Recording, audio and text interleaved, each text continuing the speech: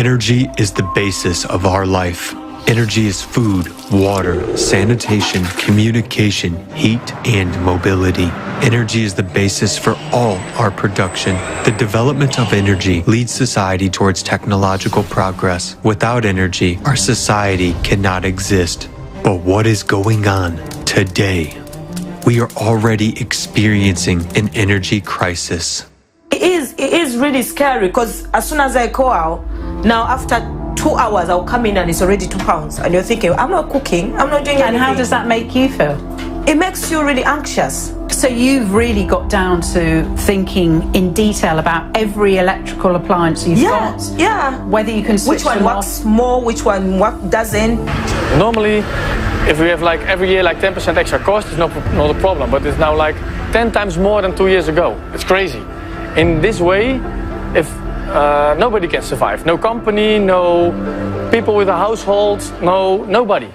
In many countries in Europe, in America, and Canada, electricity prices have risen by 30 to 50% and led to a spike in the prices for all goods. People are no longer able to pay their energy bills. To date, even in civilized Europe, people are stocking up on firewood. In some countries, even private clinics have to be closed. In Europe, farmers are shutting down winter production of vegetables and greens because it is too expensive to maintain the necessary conditions in greenhouses. Even storing crops has become unprofitable because of higher energy prices. Farmers are forced to destroy their crops. This means that we will not see our usual vegetables, fruits, and greens on store shelves this winter. All the prices are going up more and more. Today we have to pay 300% more for fertilizers and fuel than a year ago. Suppose we stop working, then everything stops altogether. What do we have to do then? Just work losing our money and constantly asking for help and money to keep working. It's a vicious circle. Why don't you turn on the air conditioner at home? I can't afford the electricity bills. The city folks get salaries. We farmers don't. The production of meat and dairy products is totally dependent on electricity. Rising prices for this resource create a spike in the prices for meat and dairy products and can create a shortage of these products in stores. It is not only producers of agricultural products who suffer. Even hospitals are at risk of being left without power. For example, the hospital in Naples received an €11 million electricity bill. Factories have to reduce production or shut down completely. To date, many countries are already preparing for reduced electricity consumption. Shutdowns and partial shutdowns of production facilities and businesses are being planned. This, in turn, will lead to higher prices and shortages of products and other goods all over the world. Imagine coming to the store tomorrow and seeing half-empty shelves. Moreover, you just won't be able to afford what's left on the shelves. Perhaps this is one of the reasons for the famine that we are promised from the high tribunes. So, why are electricity prices rising all the time? Governments are making huge investments in energy development. In 2022, this amounted to $710 billion. This year, energy funding amounted to $2.5 trillion. Of that, almost $1.5 trillion went to green energy development. The net income of the world's oil and gas producers has doubled in 2022 to more than $4 trillion. Money from our taxes goes to the development of the energy industry. But every day, energy is becoming more expensive and unaffordable for us. The reason is that energy today is a business like any other, and people just make money on it. Electricity is a commodity. It is sold and bought on the energy market. Any company, private or state-owned, has the goal of making as much profit as possible. One and the same megawatt an hour can be resold several times, and each time the price will increase. The more times that the megawatt an hour of energy is sold on the market, the more expensive the electricity will ultimately be for us. This is what creates such an increase in electricity prices for people and factories. We pay for the profits of the energy industry enterprises in every bill, and on top of that, taxes on the development of green energy are added to our energy bills. Green energy also has a significant impact on price growth. Its tariff is the most expensive, but the rules of the energy market oblige us to buy green energy in full.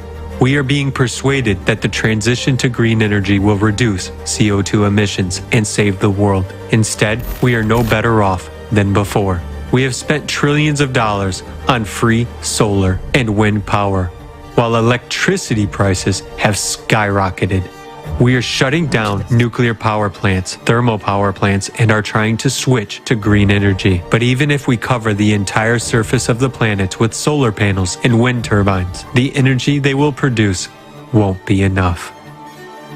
Has it only now dawned upon us that the sun doesn't shine at night and the wind doesn't blow all the time? In such conditions, power outages are unavoidable.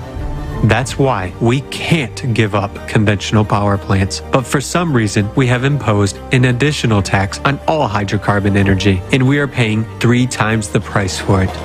In fact, we haven't switched to green energy. We have just added an unnecessary and unreliable source and only increased the costs in our bills. So it turns out that we ourselves pay for the creation of inefficient and expensive energy. The absurdity is that in our world, energy is a commodity. It belongs to a few and is a tool of power, political influence, and manipulation of people. In a normal human society, resources must belong to all people, and energy must be free and available anywhere in the world. When we come home in the evening, each of us wants to turn on the light, air conditioning, take a hot shower, watch TV, charge the phone, and make dinner. We are used to taking it for granted. But even now, many of us can't afford it. And these are not temporary difficulties. We are destroying the existing stable system of energy supply. And instead of waking up and seeing the dire consequences of what we have come to, we are told to simply consume less energy, to give up traveling, home comforts, and even food. Wouldn't it be easier for us to move straight into a cave, or better yet, straight into a grave, so as not to emit extra CO2, which, by the way, has nothing to do with climate change. Extreme climatic conditions will worsen. Our civilization simply will not survive without reliable energy sources during this period. This year's record-breaking droughts, floods, tornadoes, and extreme temperatures are just the beginning of climate disasters, and we are already feeling the effects of power plant shutdowns and lack of energy. In times of climate change, we rely on weather-dependent energy sources despite the fact that they are the most vulnerable to climate change. Within just an instant, there could be a total collapse of the energy system.